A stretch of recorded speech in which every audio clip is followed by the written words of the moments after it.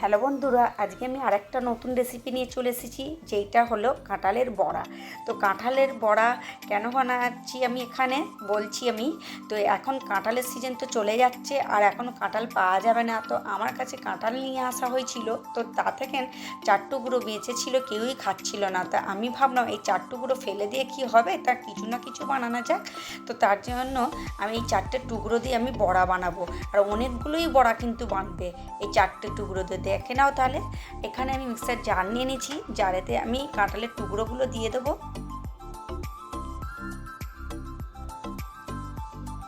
এরপর আমি দিয়ে দিচ্ছি চিনি, 1 প্যালা চিনি দিয়ে দিচ্ছি। তারপরে আমি ঢাকনাটা লাগিয়ে পিষে নেবো ভালোভাবে। দেখতে পাচ্ছ আমার এখানে পেশা হয়ে গেছে ভালোভাবে, খুব সুন্দরভাবে কিন্তু পেশাটা হয়ে গেছে, দেখতেই পাচ্ছ।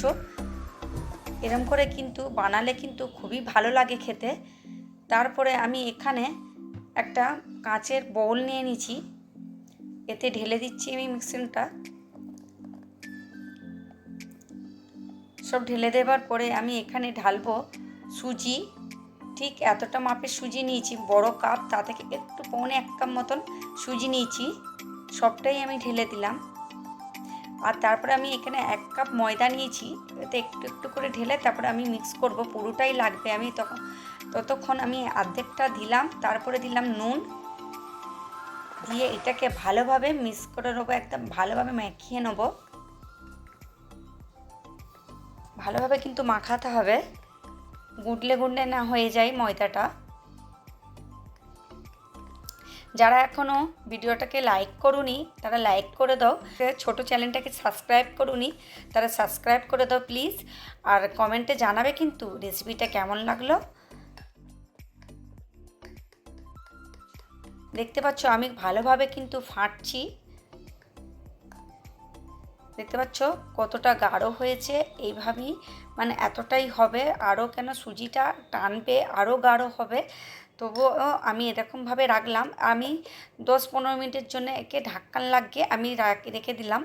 তোমরা চাইলে আধা ঘন্টার জন্য রেখে দেবে, আধা ঘন্টার জন্য রেখে দিলে কিন্তু আরও পারফেক্ট হবে। আমি 10-15 মিনিটের জন্য রেখেছিলাম। তারপরে আমি এসে গিয়ে আমি ভালোভাবে ফের ফেটে নিচ্ছি। দেখতে পাচ্ছ একটু পাতলা হয়ে গেছে, এখানে চিনিটা তো গলেছে, তো গলে এতটা মানে পাতলা হয়ে গেছে। তো আমি এতে যে আটাটা ময়দাটা আছে পেলাতে, আমি বলেইছিলাম পুরোটাই লাগবে, আমি অর্ধেকটা দিয়েছিলাম, তো ফের অর্ধেকটা দিয়ে দিলাম, দিয়ে ভালো করে ফের নেড়ে নিচ্ছি। ভালোভাবে ফাটতে হবে কিন্তু। দেখতে পাচ্ছ কীরকমভাবে হয়েছে, ভালোভাবে ফাটা হয়ে গেছে। তারপরে আমি এখানে কড়াতে তেল গরম করতে বসিয়ে দিয়েছিলাম, কড়াতে তেলটা গরম হয়ে গেছে। আমি একটু একটু করে নিয়ে বড়াগুলোকে মানে ভেজে নেবো। দেখতেই পাচ্ছ এইভাবে আমি দিচ্ছি, তোমরা চাইলে আর একটু টাইট করতে পারো, আর আমি এরকমই রেখেছি।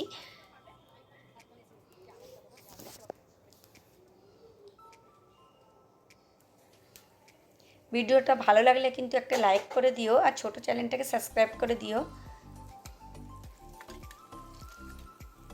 দেখতে পাচ্ছ এরকম করে উল্টে পাল্টে ভালোভাবে ভেজে নেবো, একদম পুরোভাবে চারিদিকটা যেন ভালোভাবে ভেজে যায়। মিডিয়াম আঁচ রেখে ভালোভাবে ভাজতে হবে, যাতে ভিতরটাও যাতে হয় সেইভাবে। দেখতে পাচ্ছ আমার ভালোভাবে কিন্তু হয়ে গেছে। আমি এটা তুলে নিলাম, এইগুলোকে তুলে নিচ্ছি ভালোভাবে। দেখতেই পাচ্ছ খুবই ভালোভাবে ভাজা হয়ে গেছে, আমি এরকমভাবে তুলে নিলাম।